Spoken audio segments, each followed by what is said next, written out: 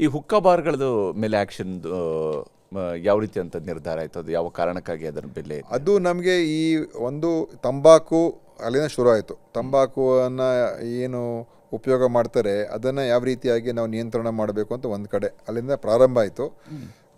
ಅದು ಬಿಡಿ, ತಂಬಾಕು ಸೇವನೆ ಅದು ಮೊದಲಿಗಿಂತ ಕಮ್ಮಿ ಆಗ್ತಾ ಇದೆ. ಅದು ಸಹಜವಾಗಿ ಅನೇಕ ಒಂದು ಸಾಮಾಜಿಕ ವ್ಯವಸ್ಥೆಯಲ್ಲಿ ಅದು ಜನರಿಗೆ ಅರಿವು ಆಗ್ತಾ ಇದೆ. ಅದ್ರ ಜೊತೆಯಲ್ಲಿ ಈ ಏನು ಹುಕ್ಕಾ ಬಾರ್ಗಳು ಕೂಡ ಅದು ಟೊಬ್ಯಾಕೋನೇ, ತಂಬಾಕುನೇ ಆದರೆ ನಮಗೇನು ನಮ್ಮ ಮಾಹಿತಿ ಬಂತಂತ ಹೇಳಿದ್ರೆ ಅನೇಕ ಕಡೆ ಹುಕ್ಕಾ ಬಾರ್ಗಳಲ್ಲಿ ಅದ್ರ ಬೇರೆ ಬೇರೆ ಎಲ್ಲ ಪದಾರ್ಥಗಳನ್ನು ಮಿಶ್ರಣ ಮಾಡ್ತಾ ಇದ್ದಾರೆ. ಅದು ಅದರಿಂದ ಅದಕ್ಕೆ ಅಡಿಕ್ಟ್ ಆಗುವಂಥದ್ದಕ್ಕೆ. ಸೊ ಅದಕ್ಕೆ ಇದನ್ನು ನಾವು ಕಂಟ್ರೋಲ್ ಮಾಡೋಕ್ಕೂ ಆಗೋಲ್ಲ. ಮತ್ತು ಭಾಳಷ್ಟು ಜನ ಯುವಕರು ಯುವತಿಯರಲ್ಲೂ ಕೂತ್ಕೊಳ್ಳೋದು, ಅದನ್ನು ತಗೊಳ್ಳುವಂಥದ್ದು, ಮತ್ತು ಅದು ಆರೋಗ್ಯಕ್ಕೂ ಕೂಡ ಹಾನಿಕಾರಿ. ಅದು ಯಾಕಂದರೆ ನೇರವಾಗಿ ನಾವು ಈ ಥರ ತಗೊಂಡಾಗ ನಮ್ಮ ಶ್ವಾಸಕೋಶಕ್ಕೆ ಹೊರಟೋಗುತ್ತೆ.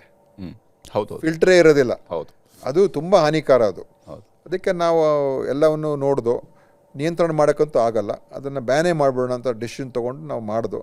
ಅದು ಎಲ್ಲರೂ ಬಹುತೇಕ ಎಲ್ಲರೂ ಸ್ವಾಗತ ಮಾಡಿದ್ರು, ಮತ್ತೇನು ದೊಡ್ಡ ಸಮಸ್ಯೆ ಆಗಲಿಲ್ಲ. ಈಗ ಎಲ್ಲೂ ಕೂಡ ನಮ್ಮ ರಾಜ್ಯದಲ್ಲಿ ಹುಕ್ಕಾ ಬಾರ್ಗಳಿಲ್ಲ. ಸೊ ಆ ಒಂದು ಕಾರಣದಿಂದ ನಾವು ಅದನ್ನು ಬ್ಯಾನ್ ಮಾಡಿದ್ವು.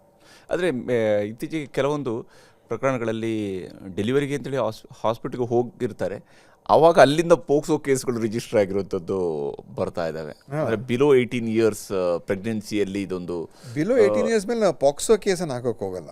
ಅದು ಈ ಅಪ್ರಾಪ್ತ ಮಹಿಳೆಯರಲ್ಲಿ ಆಗುವಂಥ ಒಂದು ಇದು, ಅದನ್ನು ನಾವು ಅದನ್ನು ನಾವು ನೋಟಿಫೈ ಮಾಡಬೇಕು ಅಂತ ಹೇಳಿದ್ದೀವಿ. ಈಗ ಓಕೆ, ನಮ್ಮ ಸರ್ಕಾರ ಮಟ್ಟದಲ್ಲಿ ಏನಾಗುತ್ತೆ ನಾವು ನೋಟಿಫೈ ಮಾಡ್ಕೊಳ್ಳೋದು. ಅದು ಖಾಸಗಿಯವ್ರು ಮಾಡ್ತಾ ಇರಲಿಲ್ಲ. ಈಗ ನಾವು ಕಡ್ಡಾಯವಾಗಿ ನಿಮಗೆ ತಿಳಿಸ್ಬೇಕು ಅಂತ ಹೇಳಿದ್ದೀವಿ. ಮತ್ತು ಆ ಮಗುವಿನ ಮೇಲೆ ನಾವೇನು ಕ್ರಮ ತೊಗೊಳಕ್ಕಾಗಲ್ಲ. ಯಾಕಂತ ಹೇಳಿದ್ರೆ ನಾವು ಆ ಥರ ಒಂದು ಕ್ರೂರವಾಗಿ ನಡ್ಕೊಳ್ಳೋಕ್ಕಾಗೋದಿಲ್ಲ. ಮತ್ತು ಅವ್ರು ಯಾವ ಕಾರಣಗಳಿಂದ ಆಗಿದೆಯೋ ಗೊತ್ತಿಲ್ಲ. ಆದರೆ ಅವ್ರಿಗೆ ನಾವು ಅವ್ರ ಜೊತೆ ಮಾತನಾಡಬೇಕಾಗ್ತದೆ. ಯಾಕಾಯಿತು ಮತ್ತು ಮುಂದೆ ಮತ್ತೆ ಆಗಬಾರ್ದು. ಆ ಮಗು ಈಗ 17 ವರ್ಷಕ್ಕೆ 16 ವರ್ಷಕ್ಕೆ ಒಂದು ಮಗು ಆದರೆ, ಮತ್ತೆ ಇನ್ನು 19 ವರ್ಷಕ್ಕೆ ಇನ್ನೊಂದು ಮಗು ಆದರೆ ಅವ್ರ ಆರೋಗ್ಯದ ಮೇಲೆ ಕೆಟ್ಟ ಪರಿಣಾಮ ಬೀರ್ತದೆ. ಹೌದು, ಅವ್ರ ದೇಹದ ಮೇಲೆ ಪರಿಣಾಮ ಬೀರ್ತದೆ. ಅದಕ್ಕೋಸ್ಕರ ಅವ್ರಿಗೆ ನಾವು ಸ್ವಲ್ಪ ಸಲಹೆಗಳು ಕೊಡ್ತೀವಿ, ಅವ್ರ ಜೊತೆ ಚರ್ಚೆ ಮಾಡ್ತೀವಿ, ಸ್ವಲ್ಪ ಮಾರ್ಗದರ್ಶನ ಕೊಡ್ತೀವಿ. ಅದಕ್ಕೋಸ್ಕರ ನಾವು ಕೇಳ್ತೀವಿ. ಅದು ತಪ್ಪು ಅಂತ ನಾನು ಹೇಳೋಕ್ಕಾಗಲ್ಲ. ಯಾಕಂತ ಹೇಳಿದ್ರೆ ಅದು ಯಾರು ಮಾಡಿದ್ದಾರೆ ಅಂತ ತಿಳ್ಕೊಳಕ್ಕೆ ನೋಡ್ಬೋದು. ಬಟ್ ಅವರು ಎಲ್ಲ ಕ್ರಮ ತಗೊಳ್ಳುವಂಥದ್ದು ಅಷ್ಟು ಸುಲಭ ಅಲ್ಲ. ಭಾಳ ಸೂಕ್ಷ್ಮತೆಗಳು ಇರ್ತದೆ ಇದರಲ್ಲಿ.